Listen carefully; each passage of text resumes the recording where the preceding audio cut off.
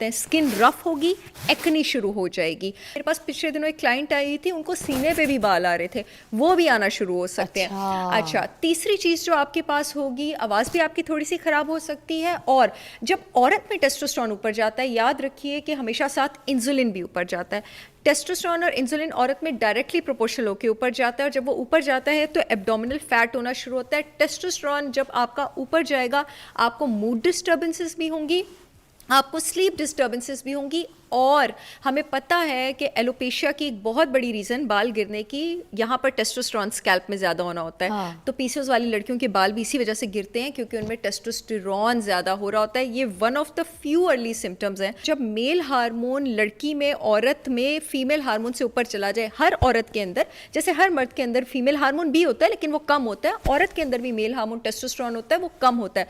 जब टेस्टोस्टेरोन का दूसरा नाम एंड्रोजन है, वो ऊपर जाएगा तो शुरू में लड़की में एंड्रोजन वाले सिम्टम्स आएंगे। अब क्या आएंगे, ये जो मैं आपको बताने लगी हूँ, ये पीसीओएस की अर्ली अलामात।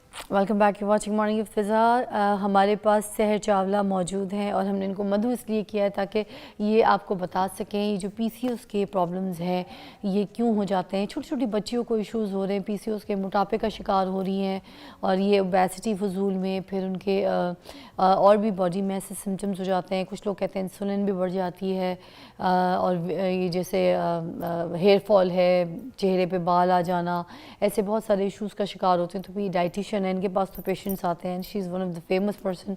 अगर हम अपने मीडिया की बात करें तो इनसे अच्छी डाइटिशियन अभी हमारे पास कोई नहीं है, तो इसलिए हमने ख़ास इसके लिए मधु किया कि आप बताएंगी आज हमें कि ये पीसीओएस की प्रॉब्लम्स लड़कियों को, छोटी छोटी बच्चियों को क्यों हो रही है। अस्सलाम वालेकुम। वालेकुम अस्सलाम, thank you so much for having me here. Thank you for coming. तो ओवर टू यू, अब आप बताइए। जी, पीसीओएस का मतलब मैं बता देती हूँ। पी पॉली यानी बहुत सारी, सिस्टिक यानी रसौलियाँ, ओवरियन यानी ओवरी में जो औरत का रिप्रोडक्टिव ऑर्गन है, और सबसे इंपॉर्टेंट लफ्ज़ सिंड्रोम। सिंड्रोम किसी एक बीमारी को नहीं कहते, सिंड्रोम कहते हैं कलेक्शन ऑफ बीमारियों या कलेक्शन ऑफ सिम्टम्स को, जिसकी वजह से बज़ाहिर जो एक मेडिकल कंडीशन सामने आती है उसको सिंड्रोम कहा जाता है। Syndrome is never a single disease. इसी तरह पीसीओएस में भी आपके पास मल्टीपल चीज़ें होती हैं जिसकी वजह से ये सूरत आती है। हमारे पास जो इसकी टिपिकल प्रेजेंटेशन है, जो टिपिकल डायग्नोसिस है, वो जब आता है अल्ट्रासाउंड के बाद आता है। लेकिन मेरा आज स्पेशली यहाँ आने का मकसद ये अवेयरनेस क्रिएट करना है कि अल्ट्रासाउंड पर डायग्नोसिस से पहले, उससे भी अर्ली स्टेज में आप इसको कैसे डायग्नोज कर सकते हैं और कैसे रोक सकते हैं। देखिए जी, रसौली बनना शुरू होगी, ज़ाहिर है वो सर्टेन मिलीमीटर साइज तक पहुँचेगी तो डायग्नोज होगी ना, लेकिन उससे पहले प्रॉब्लम पहले तो शुरू हुआ होगा, कुछ महीनों पहले शुरू हुआ होगा, साल पहले शुरू होगा, तो आप उसको कैसे डायग्नोज करेंगे। इसका पता कैसे चलता है, कोई अलामात को, ऐसे साइंस लड़कियों को, क्योंकि यही तो लेट हो जाता है, पता कुछ चलता नहीं। बिल्कुल वही बताने लगी हूँ। एक बात मैं ये बता दूं कि मोटापा पीसीओएस की वजह से भी होता है और मोटापे की वजह से भी पीसीओएस हो सकता है। ये बड़ी गहरी बात मैंने की है। इट्स अ पूरा सर्कल। पीसीओएस आपके पास होता है जब मेल हार्मोन लड़की में, औरत में फीमेल हार्मोन से ऊपर चला जाए। हर औरत के अंदर, जैसे हर मर्द के अंदर फीमेल हार्मोन भी होता है लेकिन वो कम होता है, औरत के अंदर भी मेल हार्मोन टेस्टोस्टेरोन होता है, वो कम होता है। जब टेस्टोस्टेरोन का दूसरा नाम एंड्रोजन है, वो ऊपर जाएगा तो शुरू में लड़की में एंड्रोजन वाले सिम्टम्स आएंगे। अब क्या आएंगे, ये जो मैं आपको बताने लगी हूँ, ये पीसीओएस की अर्ली अलामात हैं। स्किन रफ होगी, एक्नी शुरू हो जाएगी। जब आपके पास, आपको पता है कभी किसी ने सोचा है कि एक्नी के ट्रीटमेंट में जिंक सप्लीमेंट क्यों दिया जाता है? इसलिए दिया जाता है क्योंकि जिंक टेस्टोस्टेरोन का सबसे स्ट्रॉन्गेस्ट इनहिबिटर है। तो एक्चुअली वो टेस्टोस्टेरोन ज्यादा होने की वजह से एक्नी हो रही होती है, तो डर्मेटोलॉजिस्ट और न्यूट्रिशनिस्ट और डॉक्टर्स आपको कहते हैं कि आप जिंक ग्लूकोनेट या जिंक बिस्ग्लाइसिनेट खाएं। तो टेस्टोस्टेरोन ज़्यादा होगा क्योंकि मर्द की स्किन को रफ टेस्टोस्टेरोन बनाता है ना, रफ होगा, एक्नी होगी। दूसरी चीज़ जो आपको होगी, आपके चेहरे पे बाल, फेशियल हेयर आना शुरू होंगे। मेरे पास पिछले दिनों एक क्लाइंट आई थी, उनको सीने पे भी बाल आ रहे थे, वो भी आना शुरू हो सकते हैं। अच्छा, तीसरी चीज़ जो आपके पास होगी, आवाज़ भी आपकी थोड़ी सी ख़राब हो सकती है। और जब औरत में टेस्टोस्टेरोन ऊपर जाता है, याद रखिए कि हमेशा साथ इंसुलिन भी ऊपर जाता है। टेस्टोस्टेरोन और इंसुलिन औरत में डायरेक्टली प्रोपोर्शनल होकर ऊपर जाता है, और जब वो ऊपर जाता है तो एब्डोमिनल फैट होना शुरू होता है। टेस्टोस्टेरोन जब आपका ऊपर जाएगा, आपको मूड डिस्टर्बेंसेस भी होंगी, आपको स्लीप डिस्टर्बेंसेस भी होंगी। और हमें पता है कि एलोपेशिया की एक बहुत बड़ी रीज़न बाल गिरने की, यहाँ पर टेस्टोस्टेरोन स्कैल्प में ज़्यादा होना होता है। तो पीसीओएस वाली लड़कियों के बाल भी इसी वजह से गिरते हैं क्योंकि उनमें टेस्टोस्टेरोन ज़्यादा हो रहा होता है। ये one of the few early symptoms हैं जिससे आपको पता लग सकता है आप पीसीओएस की तरफ जा रही हैं। अच्छा, आपको फटीग भी होगी, क्यों होगी? और बिल्कुल डायबिटिक्स वाली फटीग होगी, और बार बार भूख लगेगी क्योंकि दिल बैठ रहा है, और बस अब जैसे फॉर एग्जाम्पल मुझे और आपको भूख लगेगी, लेकिन हम इस तरह नहीं करेंगे कि हाय अभी मिल जाए वरना मुझे कुछ हो गया। ये जो हाई मुझे मिल जाए, कुछ हो गया वाली फीलिंग होती है ना, ये उसी इंसान को होती है जो इंसुलिन रेजिस्टेंट हो, प्री डायबिटिक हो, पीसीओज वाले हो।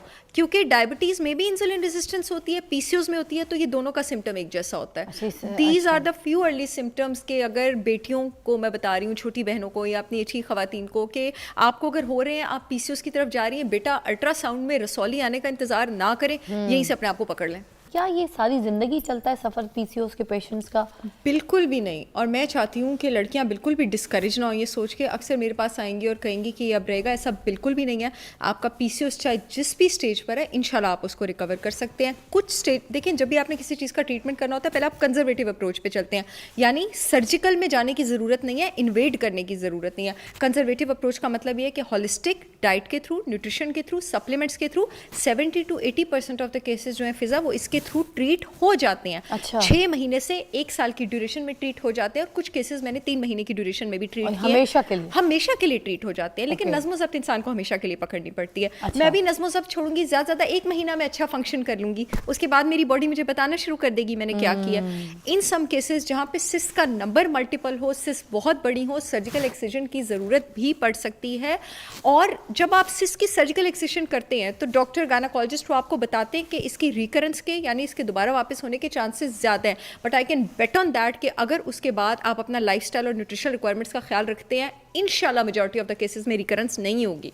इंसुलिन रेजिस्टेंस जो है वो बहुत ज़्यादा बढ़ जाती है, जी। पैदा होने के खतरे होते जी। हैं, तो इसके बारे में भी ज़रा इलैबोरेट कर दीजिए कि डायबिटीज़ का खतरा जो है इसमें बढ़ जाता है, उसके लिए क्या करें?